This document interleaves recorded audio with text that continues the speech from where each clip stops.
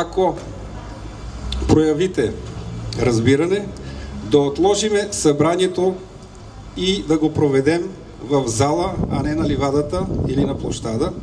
Пак повтарям, това не е митинг, стачка или някакво друго събиране на група хора.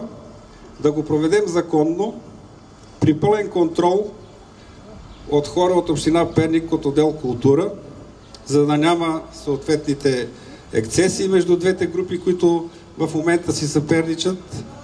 И най-после квартал Църква да си вземе читалището, да настани в него всички групи, които се занимават с културно-масова дейност, в това число танцовите състави, които са тук, двата танцови състава, певческите групи на пенсионерите, ансамбъла на госпожа Миленова и имаме два състава, които са по ритуали за Коледа, Нова година, Бабин ден и така нататък. Знаете, че имаме сформирана и кучерска група. На нея също местото и е тук. Апелирам към разбиране и в близко бъдеще читалището да приюти всичките тези, които аз съм ги преброил горе-долу, около 250-260 самодейци. В същото време ще бъдат изработени вътрешни правила, как ще се работи с ръководителите на танцови състави. И аз съм длъжен да го обявя тук пред майките с малки деца, че на децата от 4 годишна възраст до 8 клас не трябва да се взимат такси, когато упражняват своето хоби в нашето читалище. Всички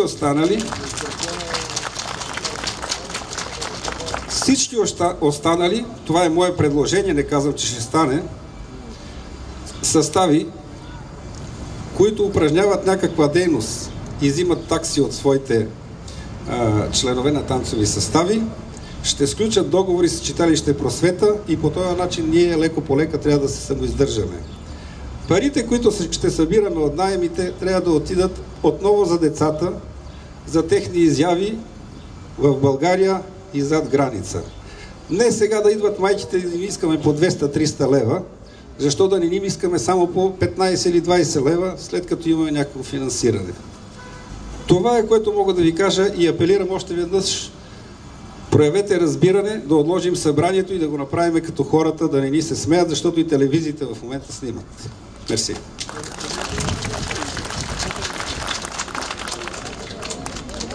Уважаеми дами и господа, чухте предложението на господин Петров за отлагане на събранието и за провеждане в по-добри времена и по-добра обстановка.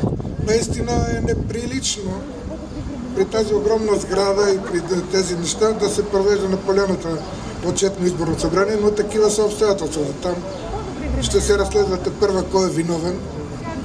Това е предмет на работата на милицията, на прокуратурата и така нататък. И когато се оправи всичко, ще трябва да се съберем отново. Съгласни ли сте да се отложи събранието? Ами това е. Благодаря за това, че сте дошли и извинявайте за това, че не можа. Ама гласуването е, нали?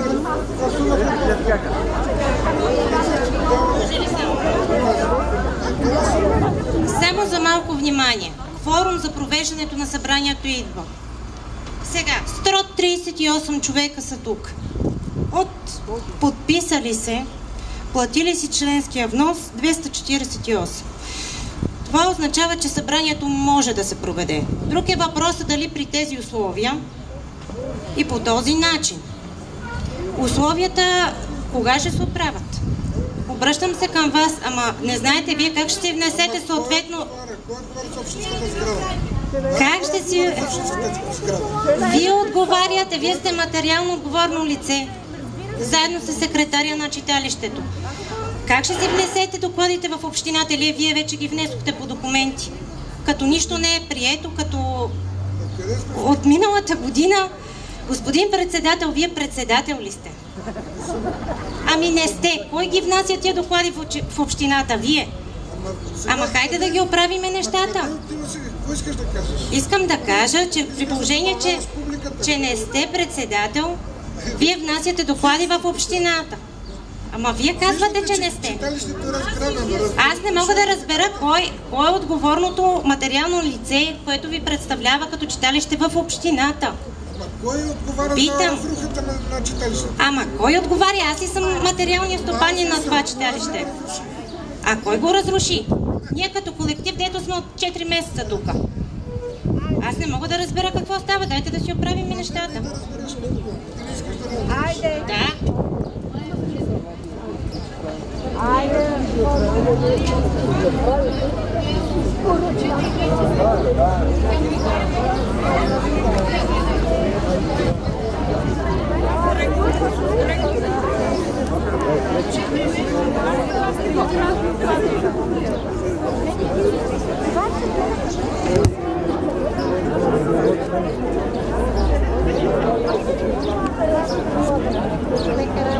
Само да вземем чанта и да